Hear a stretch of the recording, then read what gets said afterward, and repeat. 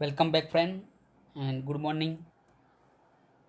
આજના લેક્ચરની અંદર આપણે ચર્ચા કરીશું સંચાલનના કાર્ય વિસ્તારો વિશે. અને સંચાલનના 4 કાર્ય વિસ્તારો, જેમાં આપણે પ્રથમ 2 કાર્ય વિસ્તારો વિશે ચર્ચા કરી લીધી હતી. અને આજના લેક્ચરમાં આપણે ચર્ચા કરીશું બાકીના જે 2 કાર્ય વિસ્તારો રહ્યા એના વિશે. તો સૌથી પહેલાં આપણે જોયું હતું કે માર્કેટિંગ અથવા તો બજારીય સંચાલન અને માનવ સંસાધન સંચાલન વિશે ચર્ચા કરી હતી. આજના લેક્ચરની અંદર આપણે નાણાકીય સંચાલન તેમજ ઉત્પાદન સંચાલન વિશે ચર્ચા કરીશું. તો તમે તમારી બુક્સની અંદર પેજ નંબર 12 ઉપર જોઈ શકો નાણાકીય સંચાલન. અને આજના દિવસે આ બંને પોઈન્ટ આપણે પૂરા કરી અને આપણે આ ચેપ્ટરની પણ પૂર્ણાહુતિ કરી દઈશું. તો નાણાકીય સંચાલનની અંદર મિત્રો કે આપણને ખબર છે કે ધંધાની અંદર કોઈ પણ પ્રવૃત્તિ થતી હોય તો એ પ્રવૃત્તિ નાણાં વગર શક્ય નથી. અને બીજી વસ્તુ કે જેવી રીતે આપણા શરીરની અંદર વાત કરવામાં આવે કે રક્તની જરૂર પડે, એવી જ રીતે ધંધાની અંદર નાણાંની જરૂર પડે. એટલે કે આપણું શરીર રક્ત વગર રહી શકતું નથી, એવી જ રીતે કોઈ પણ ધંધો હોય એ નાણાં વગર થઈ શકતો નથી. તો ધંધાકીય એકમમાં નાણું એ જીવનદાતા રક્ત સમાન છે. તો અહીં આપણે જોયું કે ધંધાની અંદર નાણું અને આપણા જીવનની અંદર રક્ત, આ બંને સમાન કહેવાય. કારણ કે નાણાં વગર કોઈ પણ પ્રવૃત્તિ શક્ય નથી. એટલે કે ધંધાની સ્થાપના જ્યારથી થાય ત્યાં સુધી લઈ અને આધુનિકીકરણ માટે પણ નાણાંની જરૂર પડે. એટલે કે સ્થાપના થાય ત્યારે પણ તમારે નાણાં વાપરવા પડે, રોકાણ કરો. એના પછી ધંધાનો વિકાસ થાય તો પણ બીજા નાણાં બહારથી લાવીને પણ રોકવા પડે. ધંધો વિસ્તરણ પામે એટલે કે ધંધાનું કદ વધે. અને છેલ્લે આધુનિકીકરણ એટલે કે ધંધાની અંદર તમે કોઈ નવી મશીનરી અથવા તો ટેકનોલોજી લઈ અને આવો તો પણ અહીંયા જે એક વસ્તુ કહેવાય કે તમારે નાણાંની જરૂર પડે. સૌથી પહેલાં આપણે જોઈશું નાણાકીય સંચાલનનો અર્થ. તો તમે તમારી બુક્સની અંદર અંડરલાઇન પણ કરી દેજો કે નાણાકીય સંચાલન એટલે નાણાં કાર્યનું સંચાલન, અને નાણાં કાર્ય એટલે નાણાં મેળવવાનું અને નાણાં ઉપયોગ કરવાનું કાર્ય. એટલે કે આવકની ફાળવણી કરવાનું કાર્ય, અને આ કાર્ય ધ્યેયપૂર્ણ અને કાર્યક્ષમ રીતે થવું જોઈએ. તો મિત્રો, નાણાકીય સંચાલનની અંદર આપણે નાણાંનું કાર્ય કરવાનું. અને બીજી વસ્તુ કે નાણાંના કાર્યની અંદર શું હોય તો નાણાં ક્યાંથી મેળવીશું અને આ નાણાંનો ઉપયોગ કઈ રીતે કરીશું, એટલે કે નાણાંનો ઉપયોગ કરવાનું કાર્ય. અને બીજું આવકની ફાળવણી. નાણાંનો આપણે મેળવીશું, રોકાણ કરીશું, એનો ઉપયોગ કરીશું તો આપણને આવક મળશે. આ આવકને ક્યાં ક્યાં ફાળવવી, અને આ જે પણ આપણે કાર્ય કરીએ એ ધ્યેયપૂર્ણ એટલે કે આપણે જે પણ હેતુ હોય એને સમાંતર કરવું પડે અને કાર્યક્ષમ રીતે આ કાર્યને પૂરું કરવું પડે, જેને કહેવાય નાણાકીય સંચાલન. તો સૌથી પહેલાં અહીંયા જોઈશું કે સંચાલનમાં મુખ્યત્વે કયા કયા કાર્યોનો સમાવેશ થાય. તો નાણાકીય કાર્યની અંદર 10 અલગ અલગ કાર્યોનો સમાવેશ થાય, જેની અંદર સૌથી પ્રથમ નાણાંની જરૂરિયાતો અંદાજવી. એટલે કે આપણે નાણાં જ્યારે મેળવવાના હોય તો એ પહેલાં નાણાં કેટલા પ્રમાણમાં આપણે નાણાંની જરૂર પડશે એની જરૂરિયાત અંદાજવી પડે, એટલા નાણાં આપણે મેળવીશું. એના પછી સમયની દ્રષ્ટિએ નાણાંનું આયોજન કરવું. તો સમયની સાથે નાણાંનું આયોજન કરવામાં આવે. એટલે કે કયા સમયે આપણે કેટલા નાણાંની જરૂર પડશે એટલા જ નાણાં આપણે મેળવીશું, વધારાના નાણાં મેળવીશું નહીં. કારણ કે સમજો કે તમારે અત્યારે હાલની પરિસ્થિતિ પ્રમાણે તમારે 5 લાખ રૂપિયાની જરૂર પડે તો આપણે 5 લાખ અને 10,000 રૂપિયા જ મેળવીશું. પરંતુ એક સાથે વધારાના નાણાં મેળવીશું નહીં. એટલે કે સમજો કે અહીંયા 10 લાખ આપણે જરૂર 5 લાખની અત્યારે છે અને 5 લાખની સમજો કે 2 મહિના પછી જરૂર પડે, તો આપણે 5 લાખ અત્યારે લઈશું અને 5 લાખ 2 મહિના પછી લઈશું. પણ હવે તમે અહીંયા આયોજન ના કરો અથવા તો સંચાલન નાણાંનું ન કરો અને સમયની દ્રષ્ટિ પણ ના જુઓ અને બધા પૈસા કે એક સાથે 10 લાખ લઈ લો, તો અહીંયા બીજી વસ્તુ શું થાય કે તમારે 5 લાખ ઉપર 2 મહિના તમારે જરૂર નથી તેમ છતાં વ્યાજ ચૂકવવું પડે. તો 2 મહિનાનું વ્યાજ એ આપણા માટે નુકસાન કહેવાય. કારણ કે આપણે પૈસાની જરૂર જ નથી 5 લાખ રૂપિયા વધારાના. જ્યારે જરૂર પડે ત્યારે એની માગણી કરી શકાય, મેળવી શકાય. માટે સમયની દ્રષ્ટિએ પણ નાણાંનું આયોજન કરવું જરૂરી. એના પછી અંદાજપત્ર બનાવવું. તો અંદાજપત્રની મિત્રો વાત કરીએ તો આપણે ચેપ્ટર નંબર 10 સ્ટાન્ડર્ડ 11th ઇકોનોમિક્સની અંદર તમે અંદાજપત્ર ચેપ્ટર ભણીને આવ્યા કે અંદાજપત્ર એટલે કે એવું પત્ર જેમાં નાણાંની આવક અને ખર્ચ આ બંનેનો અંદાજ આપેલો હોય. તો કોઈ પણ ધંધાકીય એકમની અંદર કેટલાની આવક કેટલા રૂપિયાની થશે, કેટલા રૂપિયાનો ખર્ચ થશે, આ બંનેનું એક પત્રક તૈયાર કરવામાં આવે જેને અંદાજપત્ર કહે છે. એના પછી આવકની ફાળવણી કરવી. એટલે કે કોઈ પણ ધંધાકીય એકમ હોય એને આવક થતી હોય અને આ આવકની અહીંયા શું કરવામાં આવે, ફાળવણી, કે કઈ કઈ જગ્યાએ આવક ફાળવવી. એના પછી મૂડી માળખાનો વિચાર કરવો તેમજ નાણાં પ્રાપ્તિ સ્થાનો પસંદ કરવા. તો મિત્રો અહીંયા લખ્યું મૂડી માળખાનો વિચાર કરવો. તો આ એક જે 5મા નંબરનું કાર્ય આમ જોવા જાવ તો ઘણું વિસ્તૃત છે, કારણ કે નાણાકીય સંચાલનની અંદર આપણે જોવા જઈએ તો તમે પેજ નંબર 84 ઉપર આવી જાઓ. પહેલાં બુક્સની અંદર પેજ નંબર 84.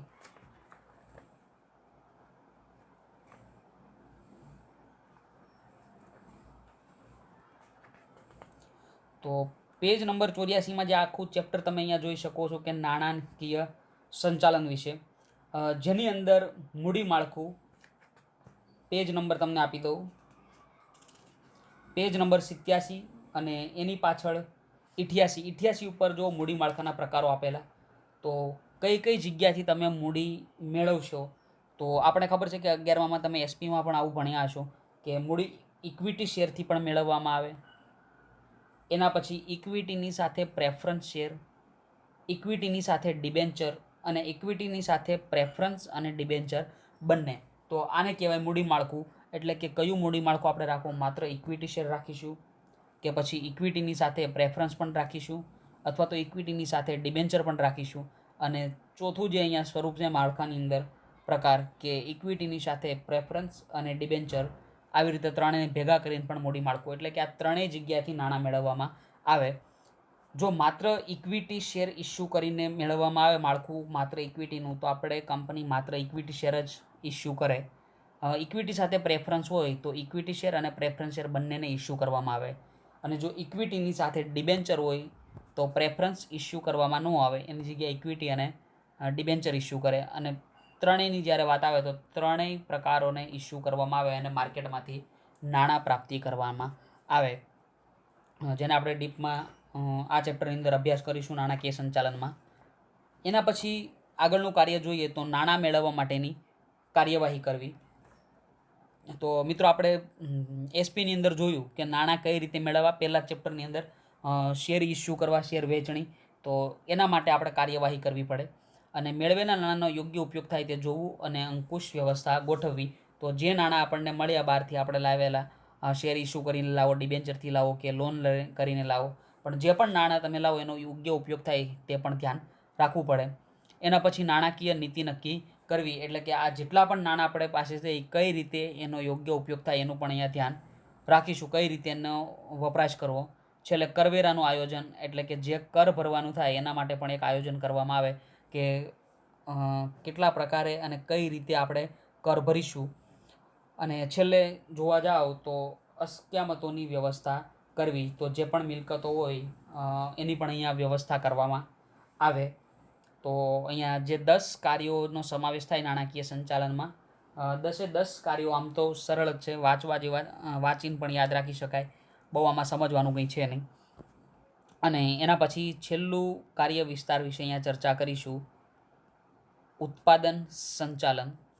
તો મિત્રો આપણે જ્યારે સંચાલનની 3 સપાટીઓ વિશે ચર્ચા કરી હતી, એ 3 સપાટીઓમાં આપણે ત્યાં જોયું હતું કે સૌથી પહેલાં અલગ અલગ વિભાગો રાખેલા હતા મધ્ય સપાટીની અંદર, જેની અંદર નાણાં વિભાગ હતો. નાણાં વિભાગ પછી આપણે જોયું હતું ઉત્પાદન વિભાગ હતો, ખરીદ વિભાગ હતો અને વેચાણ વિભાગ પણ હતો. આવી રીતે અલગ અલગ વિભાગો રાખવામાં આવેલા. એમાં જે આપણે નાણાં વિભાગ વિશે એટલે કે નાણાકીય સંચાલન વિશે વાત કરી, ત્યારે ઉત્પાદન સંચાલન. તો ઉત્પાદન સંચાલનની જો વાત કરવામાં આવે તો ઉત્પાદન સંચાલનની અંદર આપણે ઉત્પાદનનું આયોજન કરવાનું હોય, તેમજ કાર્યક્રમો નક્કી કરવા અને સંકલન સાધવું અને દોરવણી તેમજ અંકુશ રાખવાની પ્રક્રિયાને ઉત્પાદન સંચાલન કહેવાય. જોઈશું અહીંયા આપણે પહેલેથી કુદરતમાંથી પ્રાપ્ત થતા કાચા માલ સામાન ઉપર માનવ પ્રયાસો દ્વારા વપરાશ યોગ્ય વસ્તુઓ બનાવવી એટલે કે ઉત્પાદન. તો આપણે જોયું કે જ્યારે પણ ઉત્પાદન કરવામાં આવે, ફિનિશ ગુડ જેને કહેવાય કે છેલ્લી વસ્તુ વાપરવા લાયક, એ શેમાંથી બને તો આપણને ખબર છે કે કાચા માલમાંથી. તો કાચા માલમાંથી જે પણ વસ્તુ બને એ વસ્તુને આપણે ઉત્પાદનની પ્રક્રિયા દ્વારા એનું ઉત્પાદન કરવામાં આવે. અને કાચો માલ મોટાભાગે આપણે જોયું છે કે સમજો કે અહીંયા કાપડ બનાવવામાં આવે, તો કાપડની જ્યારે વાત કરવામાં આવે તો કાપડ શેમાંથી બને આપણને ખબર કે કપાસમાંથી. તો કપાસ અહીંયા કુદરતમાંથી પ્રાપ્ત થાય, એટલે કે આપણને ખબર ખેતી કરવાથી કપાસ મળે, તો એની કોઈ ફેક્ટરી હોતી નથી, પરંતુ કપાસની જ્યારે વાત હોય તો કપાસ કુદરતમાંથી પ્રાપ્ત થાય અને કાચા માલ ઉપર વિવિધ પ્રક્રિયા થાય, વિવિધ પ્રયાસો થાય માનવો દ્વારા અને વપરાશ યોગ્ય વસ્તુ બને એટલે કે કાપડ બને, જેને ઉત્પાદન કહેવાય. ઉત્પાદન સંચાલન ગ્રાહકોની જરૂરિયાતો સંતોષવાની શક્તિ ધરાવતી વસ્તુઓ અને સેવાઓનું સર્જન કરે છે. એટલે કે અહીંયા શું થાય કે જે પણ વસ્તુઓ બનાવવામાં આવે, જે પણ સેવાનું સર્જન કરવામાં આવે, જેનાથી શું થાય કે ગ્રાહકો એની જરૂરિયાતો સંતોષે અને એની જે શક્તિ હોય એનું સર્જન અહીંયા થાય. એના પછી એક અર્થ જોઈશું. તો હમણાં મેં કીધું એ પ્રમાણે જ કે ઉત્પાદન સંચાલન, અને ત્યાં અંડરલાઈન કરી દેજો. ઉત્પાદન સંચાલન એ ઉત્પાદનનું આયોજન કરવાની, કાર્યક્રમ નક્કી કરવાની, કાર્યક્રમ એટલે કે જે પણ આપણે પ્રોસેસ ફોલો કરવાની હોય, જે પ્રક્રિયાથી ઉત્પાદન કરવાનું હોય એનો કાર્યક્રમ નક્કી કરવો. સંકલન એટલે કે જેટલા પણ મશીનરી ઉપર કાર્ય કરતા કારીગરો હોય, સુપરવાઇઝરો, બધા વચ્ચે સંકલન રહે, એટલે કે બધા જોડે એકાબીજા જોડે કનેક્ટિવિટી રહે, એને સંકલન કહેવાય. દોરવણી એટલે કે લોકોને ગાઈડન્સની જરૂર હોય તો ગાઈડન્સ આપવું અને બધા ઉપર અંકુશ રાખવો, એની પ્રક્રિયાને શું કહેવાય તો ઉત્પાદન. એની અંદર જે અલગ અલગ 10 કાર્યો આપેલા એના વિશે ચર્ચા કરીશું. તો સૌથી પહેલાં ઉત્પાદનનું આયોજન કરવું, જે આપણે અહીંયા જોઈ લીધું. એના પછી ઉત્પાદન સંશોધન કરવું. સંશોધન એટલે આપણે ઇંગ્લિશમાં તમે એક શબ્દ સાંભળ્યો છે, રિસર્ચ. રિસર્ચને કહેવાય સંશોધન. તો અલગ અલગ ઉત્પાદનની પ્રક્રિયા અહીંયા શોધવામાં આવે. જે ઉત્પાદનની પ્રક્રિયા ઓછા ખર્ચે શક્ય બનતી હોય તેના ઉત્પાદનના સંશોધન દ્વારા એ પ્રક્રિયાને અપનાવવામાં આવે. વસ્તુ વિકાસ તેમજ પેદાશ મિશ્રની પસંદગી કરવી. તો આપણે આગળ જોયું પણ હતું કે પેદાશ મિશ્ર વિશે ચર્ચા કરી હતી માર્કેટિંગ સંચાલનની અંદર, કે જે પણ આપણે વસ્તુ હોય એની વેચાણ પછીની સેવાઓની પણ વાત થઈ હતી, અથવા તો એના રંગ, રૂપ, કદ અને આકાર, વજન, છાપ, પેકિંગ વિશે પણ ચર્ચા કરી હતી.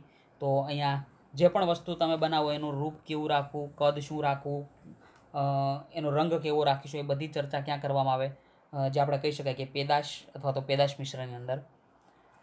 ટેકનોલોજી તેમજ યંત્રોની પસંદગી કરવી. તો આપણે કોઈ પણ વસ્તુ બનાવે એના માટે યંત્રો અને ટેકનોલોજીનો ઉપયોગ થાય, જેની પસંદગી પણ ઉત્પાદન સંચાલનમાં કરવામાં આવે.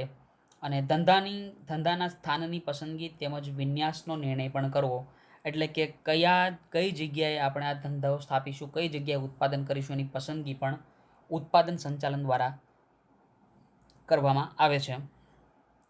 માલ સામગ્રી તેમજ ઉત્પાદન માટે અન્ય જરૂરિયાતોનો અંદાજ મેળવવો. તો જ્યારે પણ તમે ઉત્પાદન કરતા હોય તો ઉત્પાદન માટે કઈ કઈ બીજી જરૂરિયાતો જોવે એનો અંદાજ પણ રાખવામાં આવે, અને જે જરૂરિયાતો હોય એ બધી જરૂરિયાતો ઉત્પાદનના સ્થળે પહોંચાડવામાં આવે. એના પછી ઉત્પાદન અંકુશ રાખવો, એટલે કે ઉત્પાદન ઉપર અંકુશ રાખવામાં આવે અને ગુણવત્તા ઉપર પણ અંકુશ મેળવવામાં આવે, અથવા તો અંકુશ જાણવો પડે. અને ખર્ચ અથવા પડતર અંકુશ તેમજ ઉત્પાદકતાની જાળવણી અને વૃદ્ધિ થાય તે પ્રકારના કાર્યો કરવા.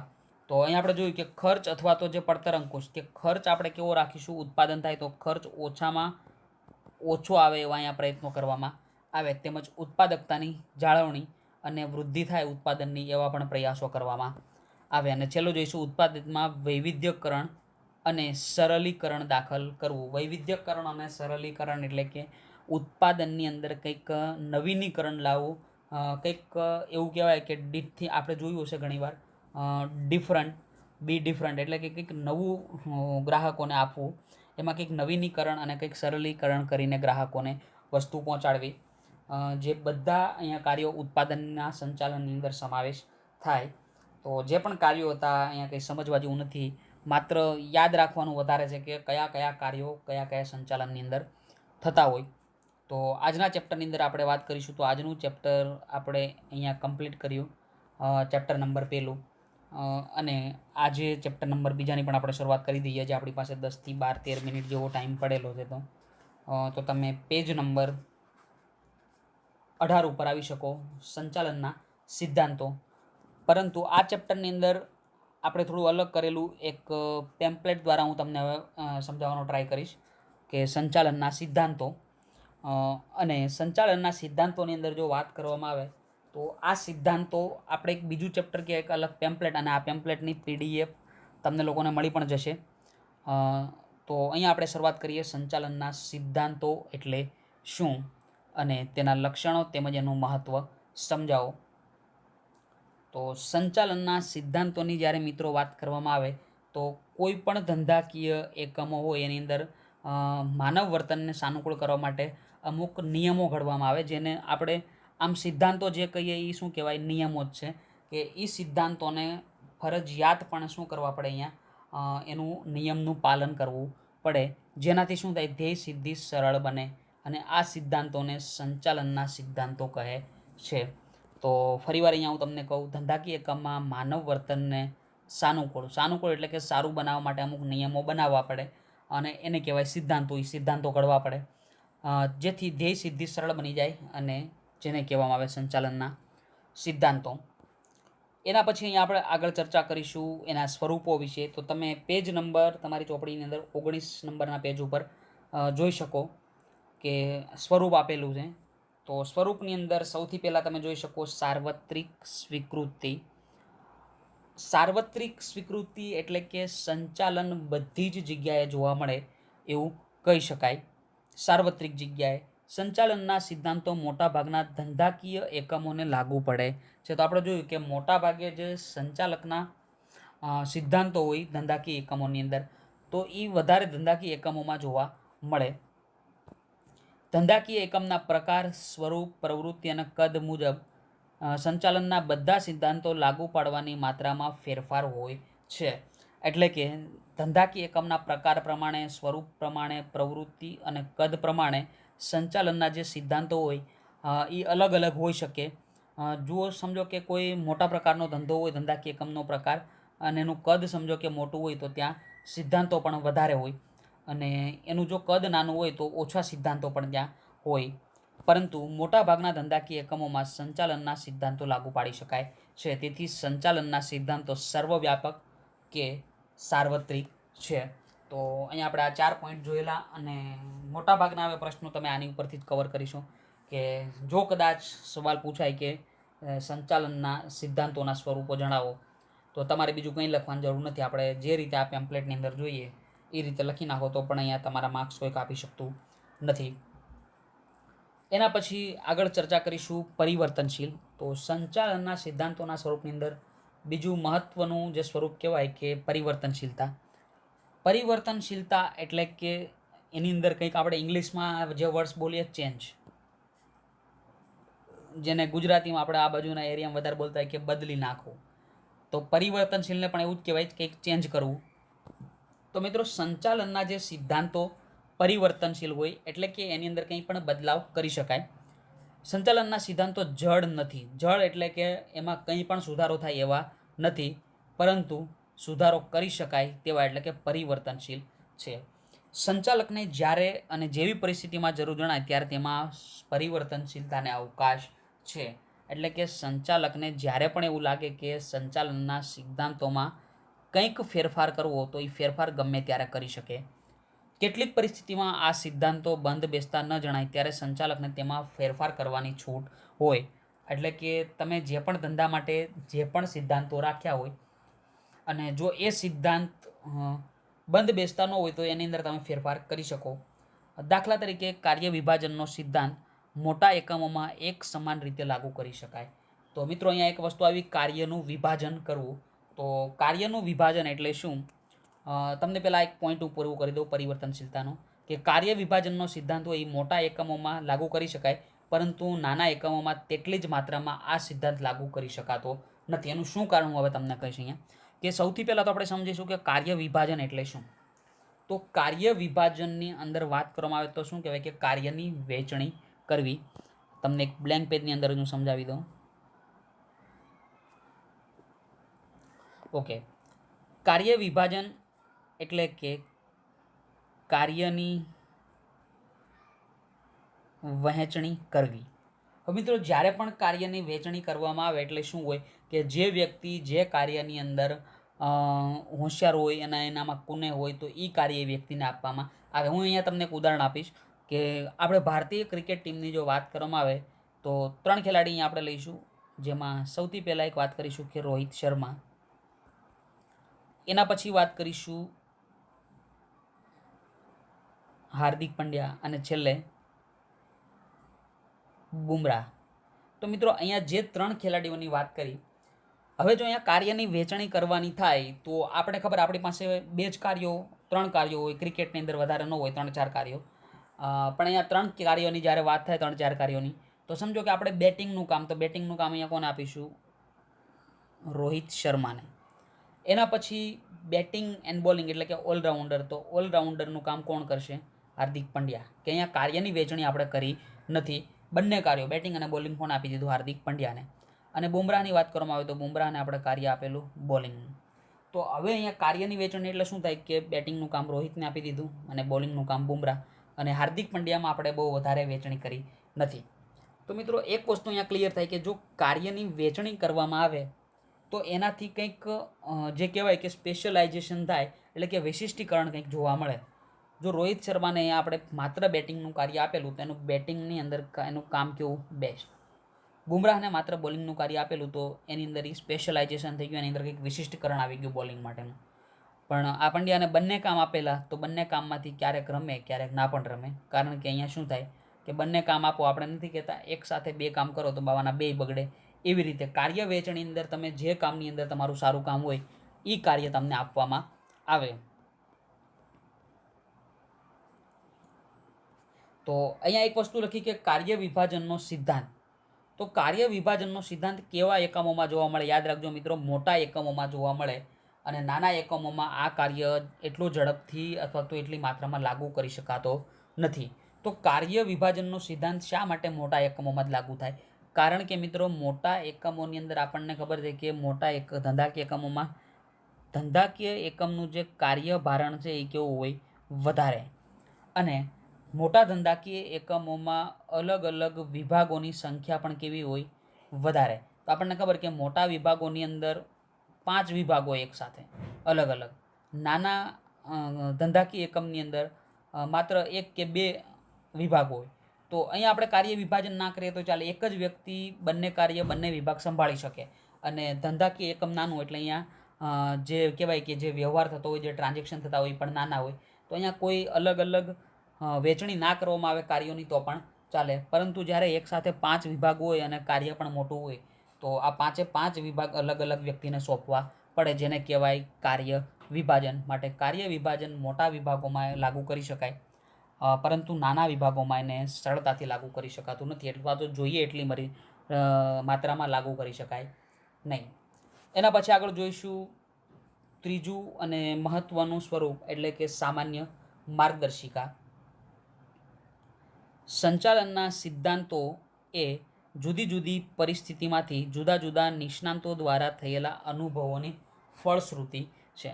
તો મિત્રો આપણે અહીંયા જે પણ સંચાલનના અત્યારે સિદ્ધાંતો જોઈએ, સાર્વત્રિક સ્વીકૃતિ, પરિવર્તનશીલતા, સામાન્ય માર્ગદર્શિકા, માનવ વર્તણૂક ઉપર આધારિત અને આકસ્મિકતા, તો આ બધા સિદ્ધાંતો જે જુદી જુદી પરિસ્થિતિમાં જુદા જુદા જે નિષ્ણાંતોએ અનુભવો કર્યા હોય એ અનુભવોને જ અહીંયા સિદ્ધાંતો બનાવવામાં આવેલા. એટલે કે ધંધાકીય એકમનું સંચાલન કરતી વખતે એકમમાં વિષમ અને જટિલ સમસ્યાઓ આવતી હોય. વિષમ એટલે કે જે કહેવાય કે ધંધા માટે ખરાબ સમસ્યાઓ આવતી હોય, અને આ દરેક સમસ્યાનું સ્વરૂપ એકમ અનુસાર કેવું હોય? જુદું જુદું. તો કોઈ પણ ધંધાકીય એકમની અંદર જે પણ સમસ્યા આવે મિત્રો, આપણને ખબર સમસ્યા દરેક ધંધાકીય એકમ માટે કેવી હોય? અલગ અલગ સમસ્યા હોય, અલગ અલગ એનું સ્વરૂપ હોય. અને સિદ્ધાંતો માત્ર એક માર્ગદર્શિકા તરીકે સાનુકૂળ પરિસ્થિતિમાં ઉપયોગ કરવામાં આવે અને ઈચ્છિત પરિણામો અહીંયા મેળવી શકીએ છીએ. તો જે પણ અહીંયા સિદ્ધાંતોની વાત કરવામાં આવે તો જે પણ સિદ્ધાંતો હોય એનો એક માર્ગદર્શિકા તરીકે ઉપયોગ થાય અને સાનુકૂળ પરિસ્થિતિમાં આપણે એનો ઉપયોગ કરીને ઈચ્છિત પરિણામો મેળવી શકીએ છીએ. એના પછી આગળ જોઈશું માનવ વર્તણૂક પર આધારિત. તો સંચાલન જે પણ થાય એના કેન્દ્ર સ્થાને કોણ હોય? માનવ. એટલે કે સંચાલન માનવ દ્વારા થાય અને માનવ માટે થાય, માટે કેન્દ્ર સ્થાને માનવી હોય. એટલે સંચાલનના સિદ્ધાંતો એ માનવ વર્તણૂક ઉપર મોટી અસર જન્માવે. સંચાલનના સિદ્ધાંતોને માનવ વર્તણૂક સાથે સીધો સંબંધ રહેલો છે મિત્રો, કારણ કે સંચાલન એ માનવો માટે જ થાય એટલે એને માનવ વર્તણૂક સાથે સીધો સંબંધ હોય. અને માનવ વર્તણૂક એ મનોવૈજ્ઞાનિક બાબત છે. મનોવૈજ્ઞાનિક એટલે આપણને ખબર છે કે કોઈ પણ વ્યક્તિની વર્તણૂક ગમે તેવી હોય એ એના મનોવૈજ્ઞાનિક એટલે કે એની બુદ્ધિ ઉપર જ આધારિત હોય. એ જે પણ વર્તણૂક કરતો હોય એ એના મનોવિજ્ઞાન એટલે કે એના મન અથવા તો બુદ્ધિ ઉપર આધારિત હોય. અને જે સંચાલનના સિદ્ધાંતો અમલ કરતી વખતે ધ્યાનમાં લેવું જરૂરી.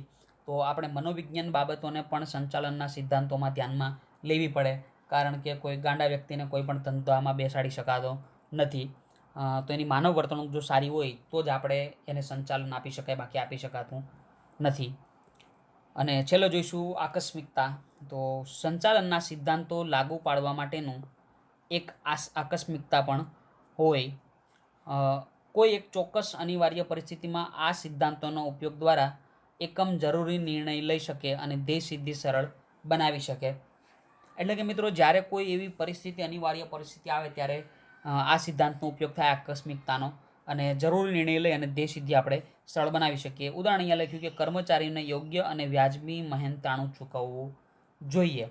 તો એક ગમે તેવી પરિસ્થિતિ હોય તો આપણે એક આ નિર્ણય પણ આ એક સંચાલનના સ્વરૂપને યાદ રાખવું જોઈએ, એના સિદ્ધાંતને, કે શું આ યોગ્ય અને વ્યાજબી છે, અને તે આકસ્મિકતા કે જરૂરિયાતના આધારે અસર કરતા પરિબળોને ધ્યાનમાં લઈ અને નક્કી કરી શકાય છે. એટલે કે તમે કોઈ પણ કર્મચારીને જે પણ મહેનતાણું આપો એ એની આકસ્મિકતા અથવા તો એને કહેવાય કે જરૂરિયાત, તો જરૂરિયાતના આધારે અને અસર કરતા પરિબળોના ધ્યાનમાં લઈ અને નક્કી કરી શકાય. કે માત્ર એની જરૂરિયાતોની સામે જે પણ પરિબળો હોય એ પણ ધ્યાનમાં લેવા પડે. કે સમજો કે કોઈ કર્મચારીનું કામ સારું હોય અને વધારે હોય તો એને મહેનતાણું સારું પણ આપવું પડે ને યોગ્ય અને વ્યાજબી આપવું પડે. જો કોઈ વ્યક્તિનું કાર્ય ખરાબ હોય તો એને મહેનતાણું ઓછું પણ આપવામાં આવે.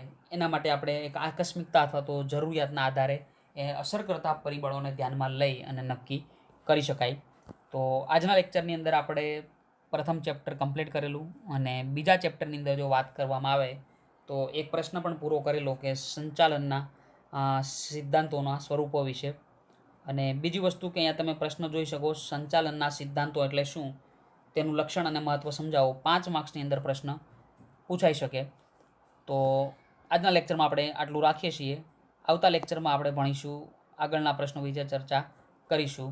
તો thank you to all of you friend, and bye bye, take care, stay home, and stay healthy, stay safe.